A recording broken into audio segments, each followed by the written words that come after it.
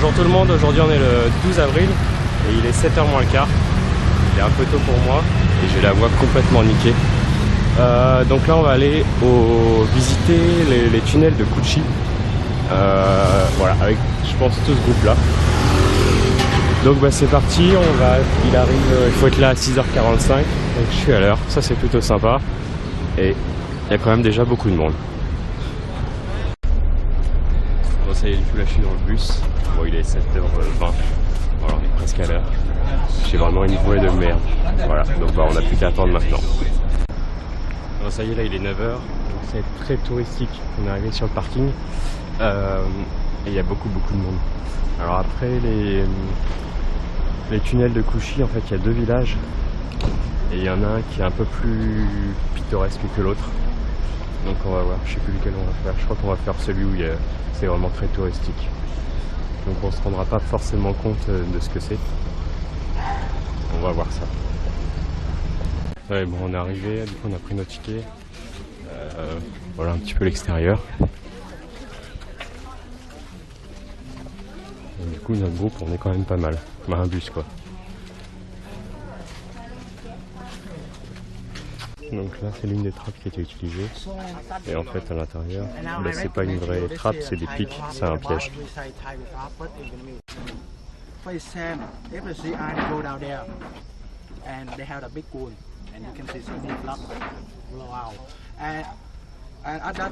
c'est des tuyaux qui sont faits en bambou.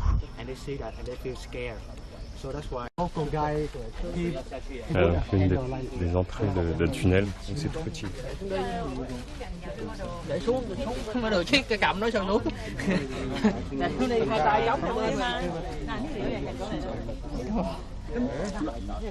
Et oui, ils arrivent à rentrer.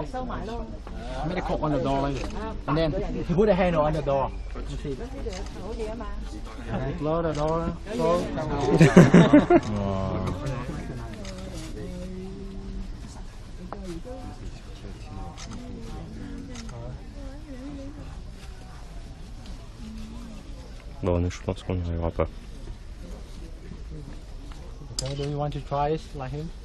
Ici, la grosse pierre là où il y a un trou, et ben ça leur servait de ventilation. Et en fait, quand ils étaient sous terre, pour faire la cuisine, etc., et ben ils utilisaient les bambous pour se servir de conduit de ventilation. Et donc les cheminées de ventilation étaient pas là où ils faisaient la cuisine, c'était à plusieurs dizaines de mètres pour éviter d'être reconnus. Donc on voit plusieurs entrées de tunnels comme celui-ci par exemple. Et donc les tunnels de Cucci étaient utilisés par les Viet Cong contre les Américains et les Vietnamiens du Sud. Et en fait ici, il y a eu un gros campement américain qui se sont installés à Cucci, juste au-dessus des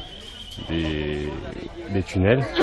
Et en fait, la soir, et ben les Américains se faisaient tuer et ils ne savaient pas comment ils faisaient. Donc ils utilisaient les tunnels. Et ensuite, quand les Américains ont découvert ça, et ben ils sont pas pris la tête, ils ont bombardé, donc avec des bombes, du napalm, de l'essence, etc. pour réduire tout ça ensemble.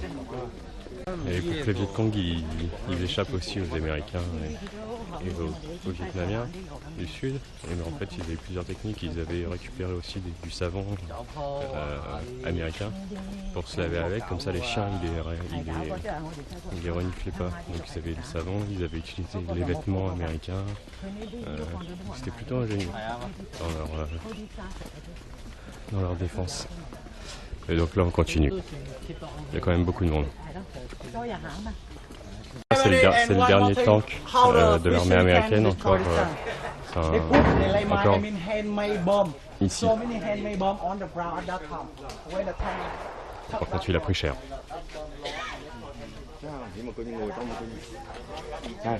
Donc en fait ils étaient à 5 là-dedans. Il y avait celui qui conduisait, un mec pour le gros canon, un autre pour le petit canon, un autre pour recharger les canons et un autre qui dirigeait, enfin le leader. Donc là il y a plusieurs pièges différents qui tournent pour bien faire mal.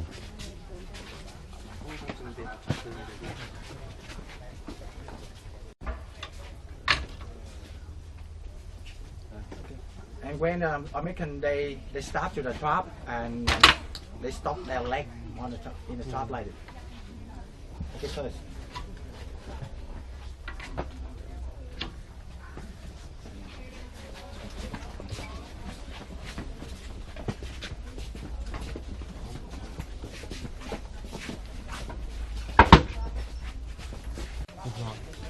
Et là ils ont la door trap. Et en fait, donc c'était placé en haut, à l'horizontale derrière une porte. Et quand les Américains ils ouvraient la porte, il y avait ça qui descendait. Et en général, donc les Américains ils prenaient leur fusil et puis pour réceptionner ça. Sauf qu'il y avait cette partie là en bas qui remontait pour leur faire bien mal. Voilà les différents pièges qu'utilisaient les Viet Cong. On continue. Ici, il nous explique qu'ils récupéraient tous les métals des bombes pour les recycler, pour faire des pièges, etc.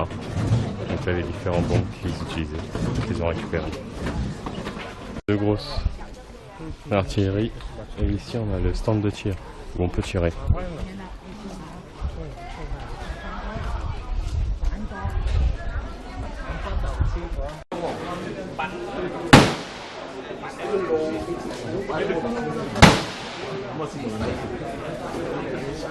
Et donc ils visent les petites cibles rouges qui est au fond. Ça fait du bruit quand même. Donc, bien sûr on peut tirer, donc c'est 60 000 dong pour une balle ou 55 000 suivant l'arme qu'on choisit. Ça fait c'est à peu près 2 € la balle.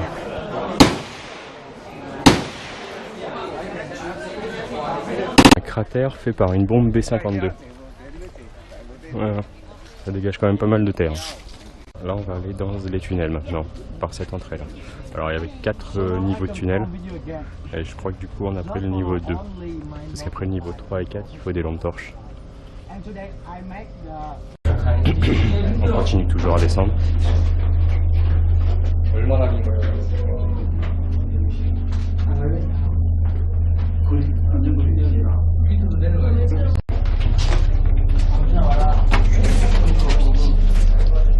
Faut être très bon. Une claustro.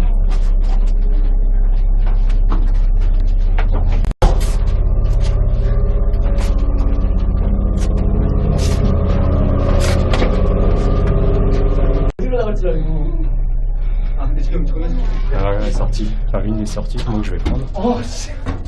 Parce que du coup, mais en fait il n'y a pas grand chose de spécial. C'est juste que les tunnels sont vraiment très étroits.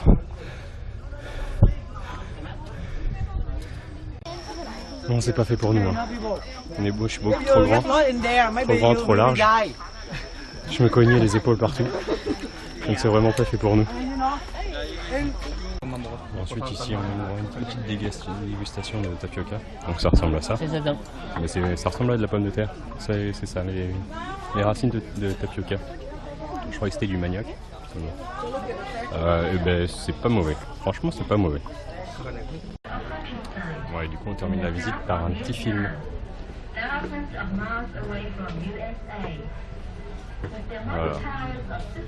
Voilà. C'est là on repart du coup direction de bus.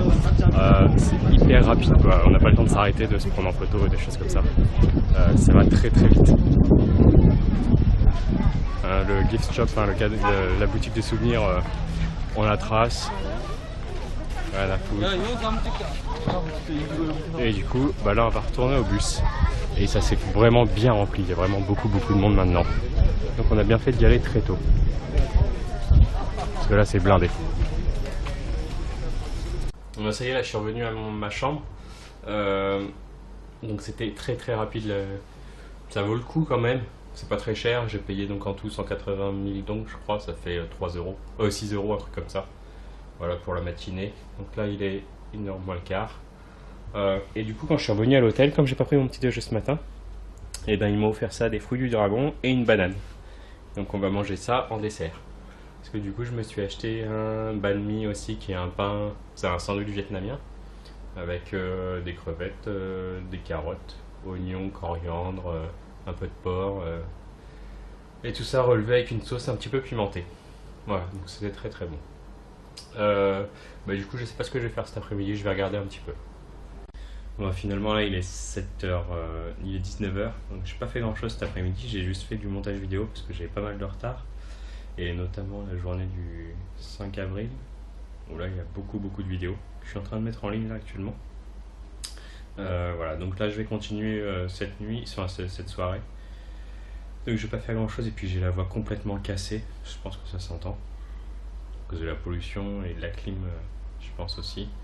Et demain, du coup, je quitte Ho Chi Minh pour aller faire une petite croisière sur le delta du Mekong. Donc un truc organisé, on va voir ce que ça donne. C'est sur 2 jours, 1 nuit. Voilà. Donc